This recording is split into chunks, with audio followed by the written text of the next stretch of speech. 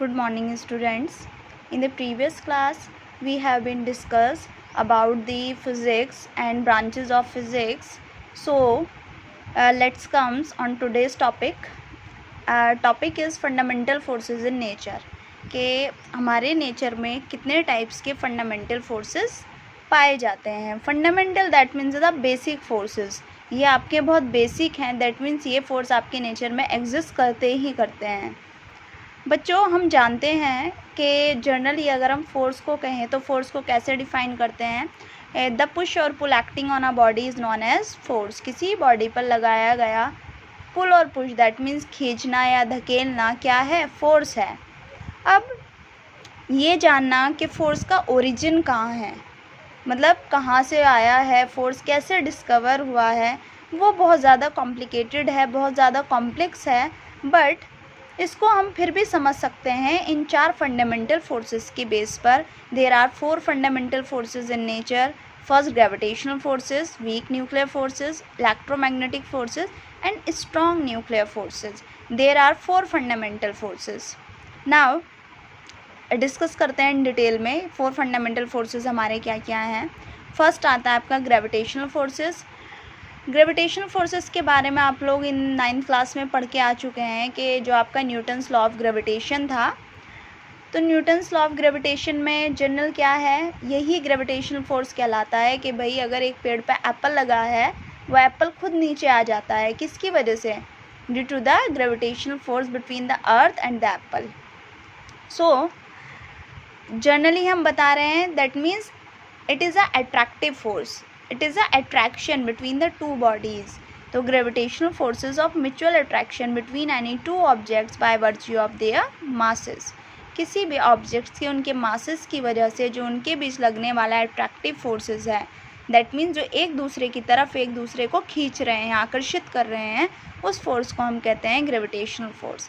अब Newton's law of gravitation ने क्या कहा था कि if there are two bodies of masses m1 and m2 separated by a small distance r, then the force of attraction between the two bodies is directly proportional to the product of masses and inversely proportional to the square of the distance between them. If we have combined these two equations, we have get F is equals to g m1 m2 upon r square. Where is g? G is the gravitational constant which have the value 6.67 into 10 raised to the power minus 11 Newton meter square per kg square.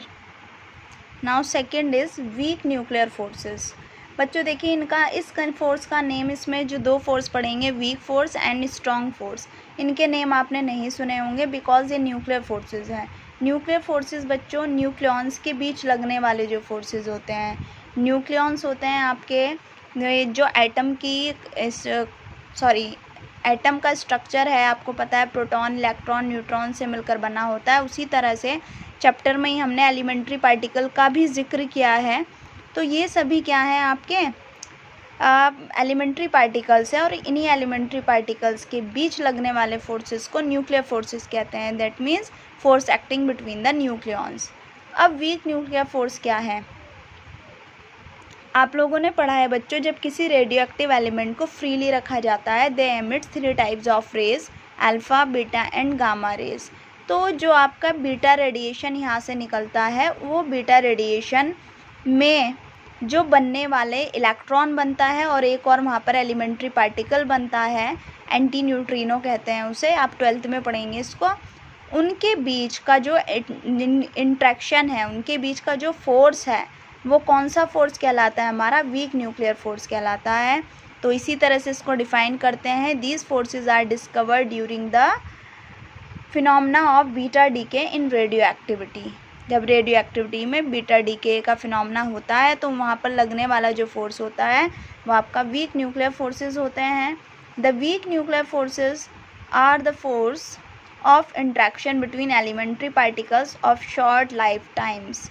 मतलब जो आपके radio active elements होते हैं, हमें पता है उनके लिए हाफ लाइफ्स भी होती है, तो शॉर्ट लाइफ टाइम के लिए फोर्स एक्ट करते हैं एलिमेंट्री पार्टिकल्स के बीच में. They are called weak nuclear forces. The weak nuclear forces are 10 raised to the power 25 times stronger than the gravitational force. अब देखिए नेम है बच्चों सिर्फ वीक, दैट मीन्स ये नहीं आप कह सकते हैं कि ये फोर्स वीक है। जो आपका वीक न्यूक्लियर फोर्स है वो आपका 10⁻25 टाइम्स ज़्यादा होता है किससे, जो आपका ग्रेविटेशनल फोर्स है। That means it is the strongest than gravitational force. Now the next electromagnetic forces. अब इलेक्ट्रोमैग्नेटिक फोर्सेस क्या होगा बच्चों, जो आपके चार्ज पार्टिकल्स हैं। 10th क्लास में आप इलेक्ट्रिसिटी वाला चैप्टर पढ़ के आए हैं तो हमें पता है करंट किसकी वजह से फ्लो होता है, चार्जेस की वजह से फ्लो होता है।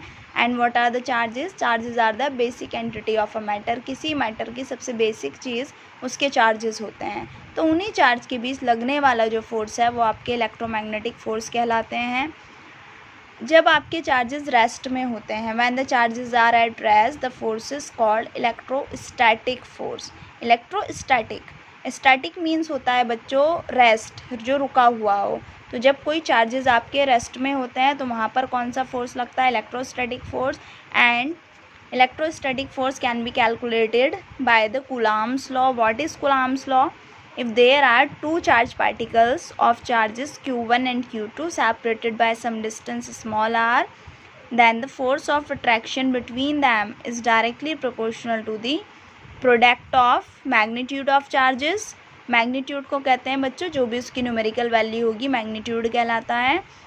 and inversely proportional to the square of distance between them. If we have combined these two equations, we have get F is equals to K Q1 Q2 upon R square, where K is the electrostatic constant which is equals to 9 into 10 is to the power 9 Newton meter square per Coulomb square.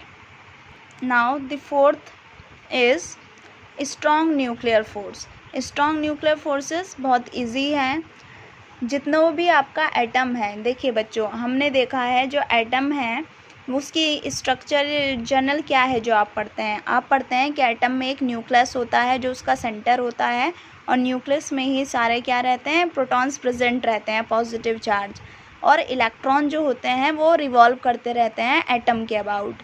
अब आप खुद सोचिए जब nucleons के अंदर ऐसा तो है नहीं एक प्रोटॉन होंगे, बहुत सारे प्रोटॉन्स होंगे, तो उन प्रोटॉन्स के बीच लगने वाला फोर्स कैसा होगा बच्चों, रिपल्सिव होगा। रिपल्सिव मतलब अगर दो सेम तरह की चीज़ें हैं तो वे एक दूसरे को रिपेल करती हैं, एक दूसरे से दूर भागती हैं।